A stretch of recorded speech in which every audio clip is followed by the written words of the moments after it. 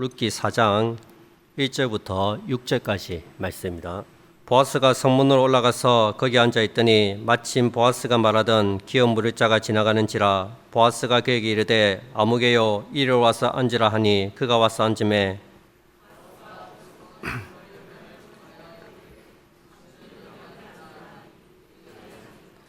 보아스가 그 기업 물을 자에게 이르되 모압 지방에서 온 나오미가 우리 형제 엘리멜렉의 소유지를 팔려 함으로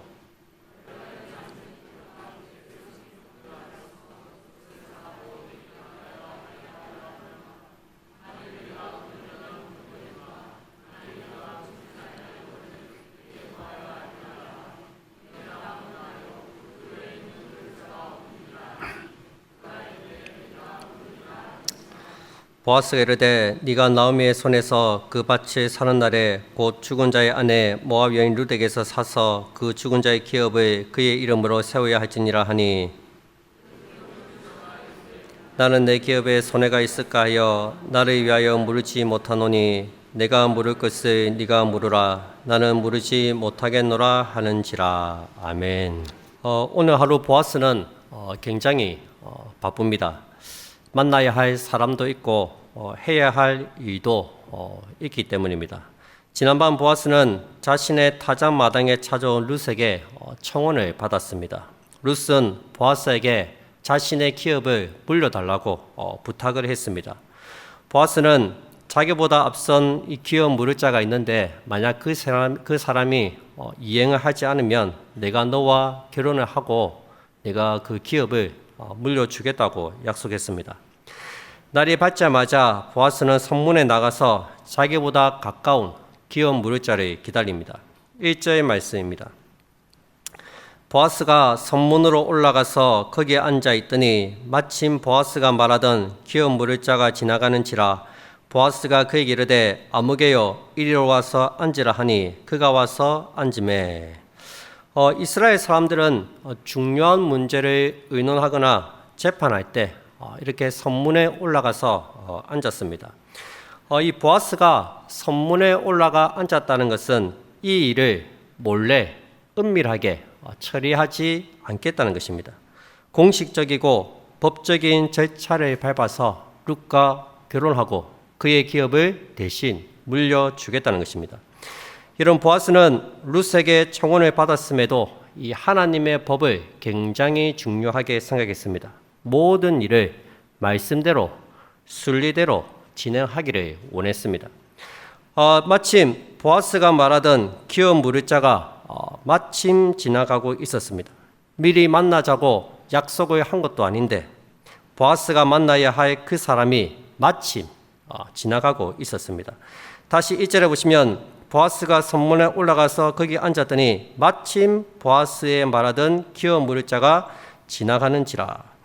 하필 그 장소에 그 시간에 만나야 할 사람이 성문 앞으로 마침 지나갔습니다. 우리는 지금까지 룻기에서 말하는 우연히 그리고 마침이 이 하나님의 섭리를 뜻하는 반어법적인 표현이라는 것을 잘 알고 있습니다.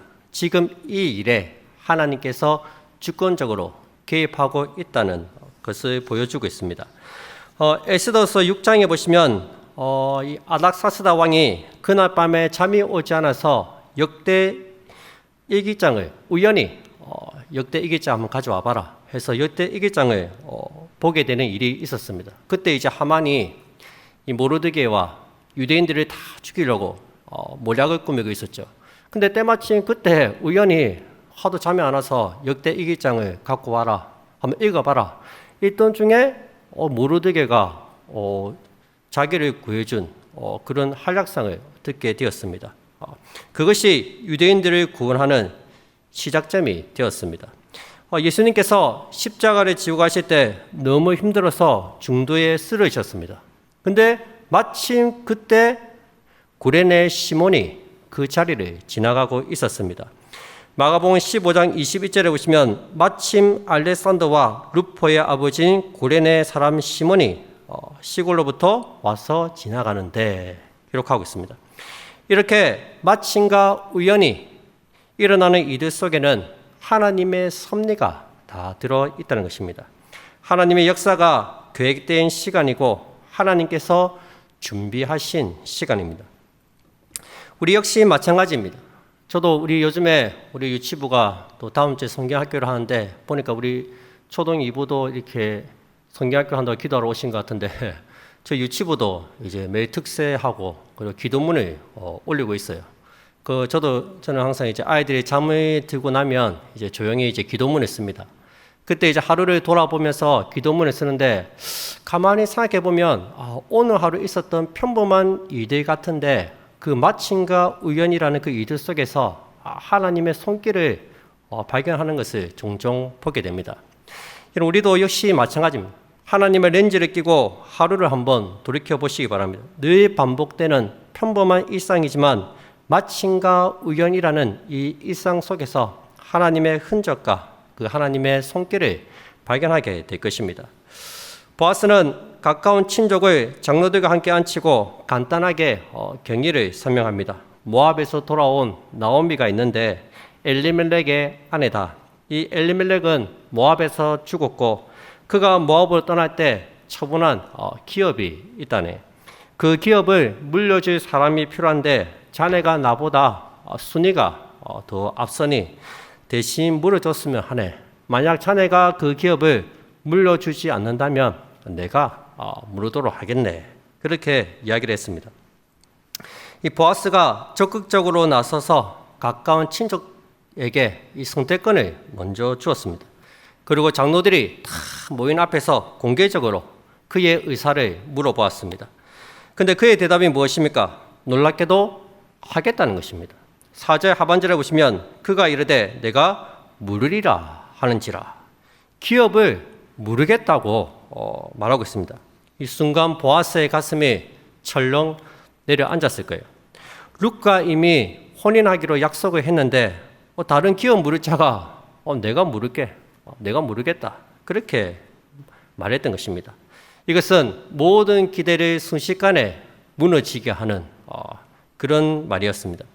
순간 보아스는 이것이 하나님의 뜻이 아닌가? 그런 생각을 했을 겁니다. 보아스는 당황하지 않고 기업 물으는 법의 취지를 다시 설명합니다. 5절 말씀입니다. 보아스가 이르되 네가 나오미의 손에서 그 밭을 사는 날에 곧 죽은 자의 아내 모압 여인 룻에게서 사서 그 죽은 자의 기업을 그의 이름으로 세워야 할지니라 하니. 당시 고의 제도는 가난한 친족의 땅을 사서 그 땅을 이제 다시 그 친족에게 되돌려주는 그런 제도입니다. 이 사람이 보니까 엘리멜렉의 땅을 자기가 사서 나오미에게 이제 돌려주면 되는데 나오미가 보니까 이미 나이가 많이 들었어요. 할머니예요, 할머니. 이제 금방 죽을 것 같아요. 그러니까 나오미에게 준다고 한데 나오미가 죽으면 이게 다시 자기 것이 되니까 처음에는 내가 모르겠다. 그렇게 대답을 했습니다. 근데 이 보아스의 얘기를 들어보니까 이거는 그 사람의 땅만 사서는 된 게 아니고 그 나오미의 며느리 룻과 결혼을 해서 룻이 아이를 낳으면 그 아이에게 이 땅을 네가 엘리멜렉의 기업을 물려줘야 된다. 그렇게 이야기를 하는 거예요. 그러니까 이 사람이 그러면 나는 못하겠다. 이게 내 땅이 안 되니까. 6절 말씀입니다. 그 기업 물을 자가 이르되 나는 내 기업에 손해가 있을까 하여 나를 위하여 물으지 못하노니 내가 물을 것은 네가 물으라. 나는 물으지 못하겠노라 하는지라. 여러분 이제 나오미의 기업은 룻과 보아스에게로 다시 돌아오게 되었습니다. 하마터면 그 기업과 룻이 다른 사람에게 넘어갈 뻔했습니다. 아슬아슬한 순간에 극적으로 보아스에게 되돌아온 것입니다. 여러분 일이 이렇게 된 것은 결코 우연히 된 일은 아닙니다. 하나님께서 미리 정하신 그 뜻대로 된 것입니다. 이처럼 하나님의 섭리에는 아슬아슬한 역전극이 많이 있습니다. 될 듯 하면서도 안 되고 안 될 것 같은데 되고 일이 풀리지 않을 것 같으면서도 결국 일이 풀리는 겁니다. 중요한 것은 모든 일들이 다 하나님의 섭리 가운데 하나님의 뜻하심 아래서 일어나는 일들이라는 것입니다. 때문에 괜히 조절해야 할 필요가 없습니다. 다 하나님의 뜻 안에서 이루어지기 때문입니다. 보아스는 모든 일을 말씀대로 순리대로 행하기를 원했습니다. 얼마든지 자신의 힘을 사용해서 가까운 친족을 제치고 룻을 아내로 삼을 수 있었습니다. 이미 룻이 보아스에게 어젯밤에 찾아와서 고엘이 되어달라고 부탁하지 않았습니까? 굳이 이렇게 번거롭고 혹시나 일이 잘못될 수도 있는 이런 절차를 밟지 않아도 됩니다. 그런데도 보아스는 율법을 따라서 적법한 절차를 밟았습니다. 혹 일이 그르칠 수도 있지만 율법에 하나님께서 그렇게 하라고 정하셨기 때문에 당연히 그렇게 해야 된다고 믿었던 것입니다. 여러분, 그렇습니다. 우리 역시 마찬가지입니다. 모든 것을 하나님의 말씀대로 해야 합니다. 우리 예수님이 이 땅에 오셔서 십자가를 지신 것도 율법대로 율법을 온전히 이루시기 위해서 그렇게 하셨습니다. 예수님이 굳이 비참한 십자가를 지시고 죽으실 필요가 없지 않습니까? 그냥 구원해 주시면 되잖아요. 말씀 한마디로 천지 만물을 창조하신 하나님께서 말씀 한마디만 하시면 다 되잖아요. 근데 주님은 그렇게 하시지 않았다는 거예요. 율법에 그렇게 정해져 있었기 때문입니다. 예수님의 십자가는 철저히 율법에 따라서 이루어진 것입니다. 우리 주님이 율법을 온전히 지키며 살았듯이 우리 역시 하나님 말씀을 온전히 지키며 말씀대로 살아야 합니다. 특별히 보아스가 살았던 시대는 더더욱 말씀을 지키지 않았던 시대였습니다. 룻기 1장 1절에서 말씀하고 있듯이 룻기의 시대적 배경은 사사시대입니다. 사사들이 치리하던 때입니다. 아무도 말씀을 지키는 사람이 없었을 때입니다. 사람들이 각기 자기 소견에 옳은 대로 행하였던 시대입니다. 그런 악한 시대에도 바보같이 하나님 말씀이 전부인 줄 알고 그 말씀에 목숨을 걸고 그 말씀에 집착하는 사람이 있었다는 것입니다. 그가 바로 보아스입니다. 여러분, 우리는 보아스를 통해서 아무리 악한 시대에도 하나님 말씀대로 살아가는 사람이 있다는 것을 알 수 있습니다. 다 죄짓고 자기 마음대로 살아가는 것이 아닙니다. 지금도 믿음으로 살고 말씀대로 살아가는 신실한 자들이 남아 있다는 것입니다. 엘리야가 주님, 하나님, 나만 혼자 남았습니다 얘기했을 때 하나님 뭐라 하셨습니까? 야, 바알과 아사라에게 무릎 꿇지 않는 7,000명이 남아있다. 니만 그렇게 남아있는 게 아니고 7,000명이 더 있다. 그렇게 말씀하셨습니다. 저와 여러분들이 이 시대의 마지막 남은 자들이 다 되었으면 좋겠습니다. 아무도 하나님을 찾지 않고 아무도 하나님을 예배하지 않는 그곳에서 하나님을 예배하고 신실하게 믿음으로 살아가는 우리 모든 성도님들이 다 되시기를 주님의 이름으로 축복드립니다. 뿐만 아니라 보아스는 말씀을 지키는 것 때문에 받게 되는 손해도 기꺼이 감수했습니다. 여러분, 가까운 친족이 왜 나는 기업을 무르지 못하겠다고 말했습니까? 손해보는 것이 싫었기 때문입니다. 다시 6절을 보시기 바랍니다. 그 기업 무를 자가 이르되 너는 내 기업에 손해가 있을까 하여 나를 위하여 무르지 못하노니 내가 물을 것을 네가 물으라. 나는 무르지 못하겠노라. 기업을 무르지 않겠다는 이유가 두 가지죠. 첫째는 내 기업에 손해가 있을까 하여, 둘째는 나를 위하여 무르지 못하겠다. 내 기업에 손해가 있으면 나도 힘들어지니까 못하겠다는 것입니다. 방금 전에는 자기에게 이익이 될 것 같으니까 그래, 그러면 내가 무르지, 그렇게 무른다고 얘기했습니다. 그런데 보아스의 추가 설명을 들어보니까 이것은 자기에게 이익이 되는 것이 아니라 오히려 손해가 될 것 같으니까 나는 무르지 못하겠다 말했습니다. 절대로 손해되는 일은 하지 않겠다는 것입니다. 여러분, 기업을 무르는 법은 하나님께서 내신 법입니다. 형제가 어려움에 처해서 땅 팔고 집 팔고 다 팔아서 다 먹고 살 게 없어요. 그러니 네가 가까운 친족인 네가 이 사람의 판 땅을 다시 사서 돌려주고 다 되돌려줘라. 힘들고 어려운 형제들을 위해서 그들을 도와주라고 하나님께서 만드신 법입니다. 더군다나 남이 아니에요. 가까운 친척입니다. 가까운 친척이 어려움에 처해 있습니다. 남편과 아들을 다 있고 큰 슬픔과 절망에 빠져 있습니다. 먹고 살 길이 막막합니다. 겨우 이삭을 키우면서 끼니를 해결하고 있습니다. 이 얼마나 불쌍한 친척입니까?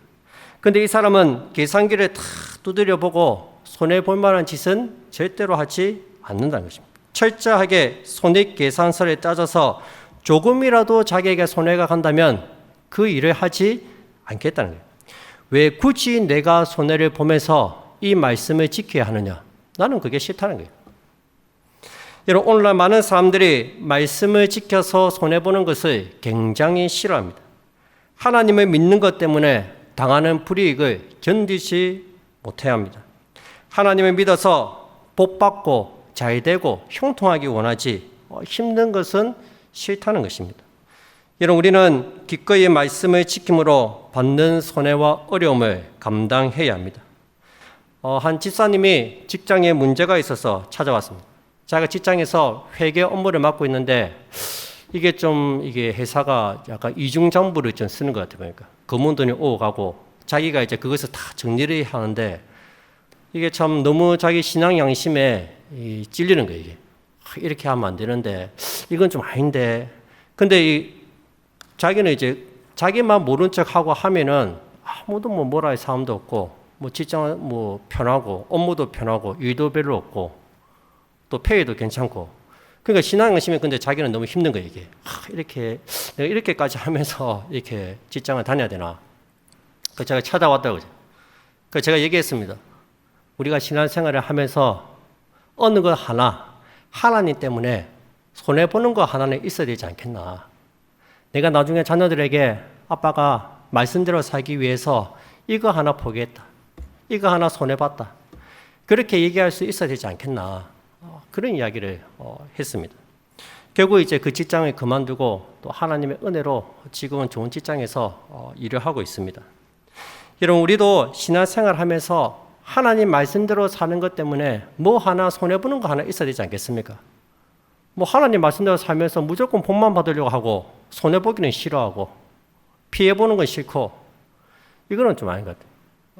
내가 그래도 누구한테 얘기할 때 내가 하나님 말씀 때문에 내가 하나님 때문에 내가 이거 포기했다. 이거 내려놨다. 이러한 간증들이 우리에게 좀 많이 있었으면 좋겠습니다. 그래서 하나님 내가 내려놨더니 하나님이 나를 이렇게 인도하시더라. 그런 간증들이 그런 살아있는 간증들이 우리 자녀들에게 그런 일들이 일어났으면 좋겠고 그 간증들을 들려주는 우리 성도님들이 다 되었으면 좋겠습니다. 흥미로운 것은 이 보아스가 자기보다 앞서 있는 이 기업 물을 자를 뭐라고 부르고 있습니까? 이 사람의 이름이 뭐예요? 기업을 물르지 않겠다고 하는 이 사람 이름이 나와 있죠. 아무개. 1절 보세요. 1절. 성문에 앉아서 아무개여 이리로 와서 앉으라. 이름이 없습니다. 이름을 부르지가 않습니다. 이름을. 보아스가 이름을 몰라서 아무개여 이리로 와서 앉으라 그렇게 이야기를 했을까요? 보아스는 이 사람이 누구인지 잘 알고 있습니다. 자기보다 앞선 순위이고 기업물을 자격도 되고 능력도 되는 사람이라는 것을 보아스는 이미 잘 알고 있다는 거예요. 근데 그를 아무개라고 부르고 있습니다. 아무개요. 룻기 저자도 이 사람의 이름을 구체적으로 기록하지 않습니다. 그냥 보아스의 말대로 그대로 아무개라고 기록하고 있습니다. 굳이 이름을 밝히지 않습니다. 왜 밝히지 않을까요? 이런 사람의 이름까지 알 필요가 없다는 거예요. 무시하는 거죠.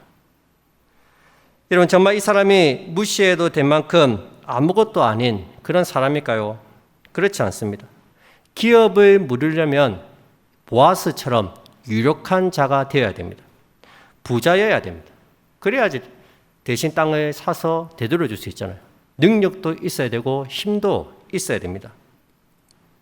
이 사람의 결정에 따라서 룻기 스토리의 판도가 달라질 수 있을 정도로 이 사람은 굉장히 영향력이 있는 사람입니다. 당시 베들레헴에 사는 사람들에게는 익히 알려진 유력한 사람이었을 것입니다. 그러나 본문은 지금 이 사람의 이름을 밝히지 않고 있습니다. 몰라도 된다는 거예요. 이름을 알 필요도 없고 그럴 만한 가치도 없는 그저 그런 사람이기 때문입니다. 여러분, 세상에서는 돈 많고 힘있고 능력 있는 사람을 알아줍니다. 그러나 하나님 나라에서는 이런 사람이 아무런 의미가 없습니다.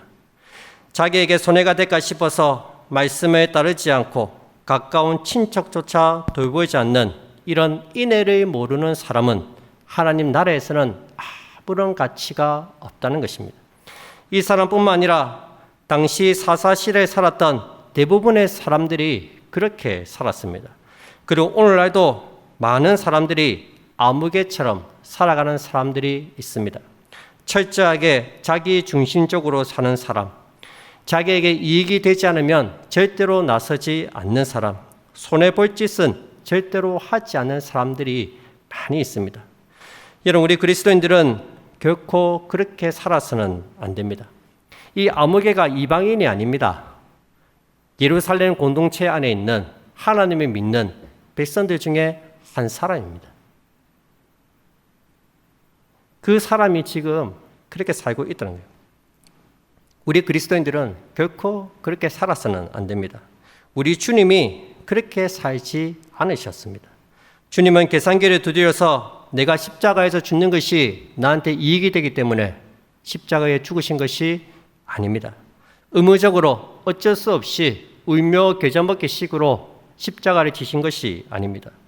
예수님의 십자가는 책임도 아니고 의무도 아닙니다. 예수님의 십자가는 사랑입니다. 우리를 너무나도 사랑하셨고 우리를 긍휼히 여기셨기 때문에 십자가를 지셨습니다. 기꺼이 손해보시고 기꺼이 핍박과 박해를 당하시고 십자가 앞에 자신을 내어 주셨습니다. 그 주님의 긍휼하심과 은혜로 저와 여러분들이 구원을 받은 것입니다. 부모가 자식을 사랑하는 게 이유가 있습니까? 아무 이유 없습니다. 내 자식이니까 사랑하는 거예요. 여러분, 우리는 아무개처럼 결코 살아서는 안 됩니다. 보아스처럼 살아야 합니다. 보아스가 예수 그리스도의 모형이지 않습니까? 룻과 같이 불쌍한 사람들을 긍휼히 여겨야 됩니다.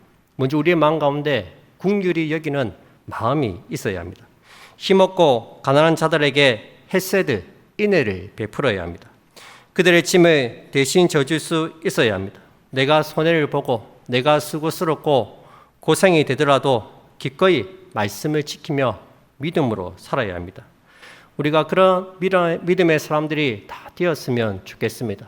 내가 먼저 하나님 말씀을 잘 듣고 순종하고 그 모습을 우리 자녀들이 보고 믿음으로 살아가는 그런 우리 교회와 우리 모든 성도들이 다 되시기를 주님의 이름으로 축복드립니다.